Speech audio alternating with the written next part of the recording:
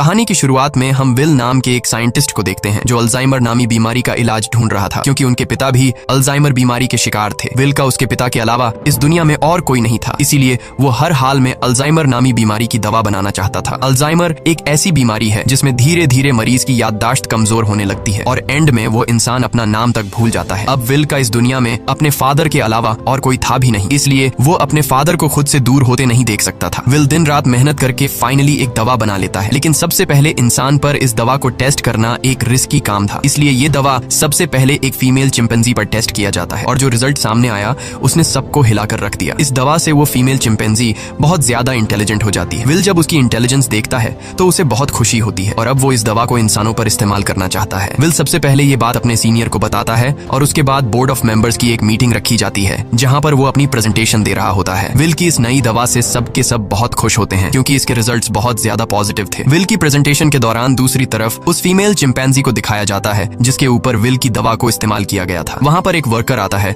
जो उसे वहां से दूसरी जगह शिफ्ट करना चाहता है, लेकिन आज उस चिंपैंजी का नेचर थोड़ा अलग था। वो उस जगह से दूसरी जगह शिफ्ट नहीं होना चाहती थी। जब वर्कर जबरदस्ती करता है तो उस चिंपैंजी को बहुत गुस्सा आता है। वो उस वर्कर का हाथ पकड़ लेती है और उसके बाद वहां से निकलकर चारों तरफ तोड़फोड़ करना शुरू कर देती है। वो काबू से बाहर हो गई और उस जगह पहुंच जाती है जहां पर बोर्ड ऑफ मेंबर्स की मीटिंग चल रही होती है। यहाँ पर विल चाहकर भी उसे कंट्रोल नहीं कर पाता क्योंकि ये चिंपैंजी बहुत ज्यादा गुस्से में होती है, इसलिए इस चिंपैंजी को गोली मारनी पड़ती है जिससे उस चिंपैंजी की मौके पर ही मौत हो गई। इस हादसे के बाद बोर्ड के मेंबर्स ने ये माना कि विल की दवा की वजह से ये चिंपैंजी एग्रेसिव हो गई थी और अब चिंपैंजी की मौत के साथ साथ विल का ये पूरा का पूरा एक्सपेरिमेंट भी पूरी तरह से खत्म हो गया है। बोर्ड के मेंबर्स ने लैब में रखे सारे चिंपैंजी को मारने का हुक्म दिया क्योंकि उन पर भी विल की बनाई हुई दवा का इस्तेमाल किया गया था। हालांकि विल अपने बॉस को कन्विंस करने की कोशिश करता है कि मेरी दवा में कोई प्रॉब्लम नहीं है, लेकिन उसका बॉस साफ साफ मना कर देता है। वो कहता है कि अगर तुम्हारी दवा में प्रॉब्लम नहीं होती तो वो चिंपैंजी इतना ज्यादा अग्रेसिव नहीं होती। विल की 5 सालों की एक्सपेरिमेंट अब जाया हो गई थी। वो अंदर लैब की तरफ जाता है, तभी उसके पास लैब का केयर टेकर आता है और उसे बताता है कि आपकी दवा में कोई भी प्रॉब्लम नहीं है। दरअसल चिंपैंजी आपकी दवा की वजह से अग्रेसिव नहीं हुई थी, बल्कि उसने उसी वक्त एक बच्चे को जन्म दिया था जिस वजह से वो गुस्से में आ गई थी क्योंकि उसे वहां से शिफ्ट किया जा रहा था। और अब विल को पूरी बात समझ में आ जाती है। वो वर्कर उसे कहता है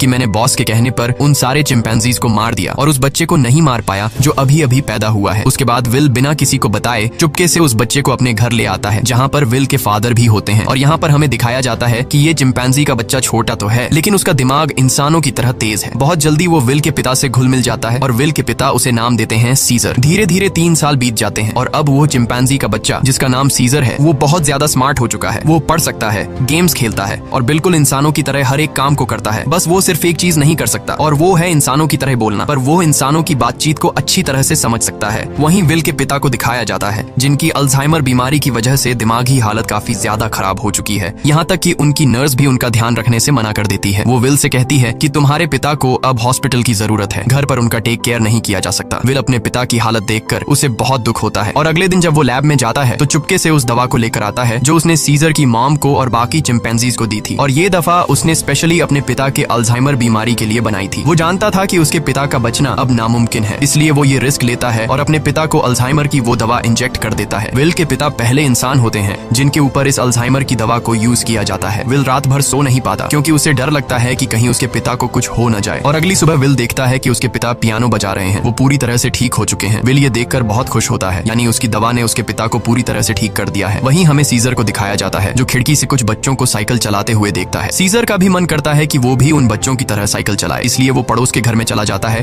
पर इस घर का मालिक बहुत ही खड़ूस इंसान था। वो सीजर को देख लेता है। अब वो सीजर को मारने के लिए बेसबॉल का बैट उठाकर उस पर हमला कर देता है, लेकिन उससे पहले कि वो उसे बुरी तरह से मारता, यहाँ पर विल और उसके पिता सीजर को बचा लेते हैं। विल पड़ोसी को समझाने की कोशिश करता है कि ये सिर्फ खेलने की कोशिश कर रहा था, इससे तुम्हें कोई खतरा नहीं है। पड़ोसी कहता है कि ये मेरे बच्चों को नुकसान पहुंचा सकता है और अगर ये बंदर का बच्चा दोबारा यहाँ पर आया तो मैं इसे मार दूंगा। यहाँ पर सीजर के पैर पर चोट लग गई होती है, इसलिए विल उसे डॉक्टर कैरोलिन के पास ले जाता है और जब कैरोलिन उसका इलाज करती है तो उसे पता चलता है कि ये बहुत ज्यादा इंटेलिजेंट है क्योंकि सीजर विल से इशारों में बात कर रहा होता है। जल्द ही विल और डॉक्टर कैरोलिन की आपस में दोस्ती हो जाती है। कैरोलिन को सीजर बहुत पसंद आ जाता है, इसलिए वो विल के घर आना शुरू कर देती है जहाँ उसे पता चलता है कि सीजर हमेशा घर पर रहता है, उसे बाहर नहीं ले जाया जाता, इसीलिए सीजर हमेशा खिड़की से बाहर देखता रहता है। कैरोलिन विल से कहती है कि हमें उसे बाहर ले जाना चाहिए। विल को ये आइडिया पसंद आया और अगले दिन विल और कैरोलिन सीजर को पास के एक जंगल में ले गए जिसका नाम रेडवुड है। वह खूबसूरत जंगल सीजर के लिए किसी जन्नत से कम नहीं था। सीजर को ये जगह बहुत पसंद आई और इसी तरह से 2 साल और